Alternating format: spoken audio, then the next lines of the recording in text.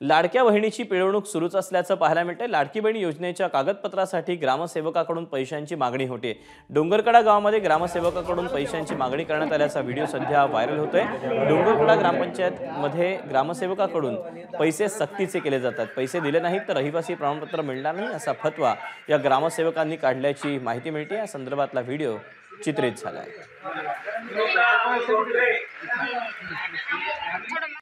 3, 4, 5 घ्या जरा लवकर 6, 7 तर घ्या ना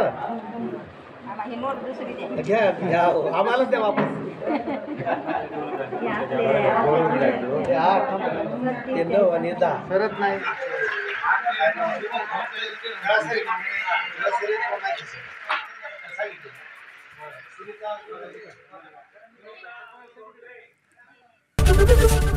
एबीपी माझा, उघडा डोळे बघा नीट।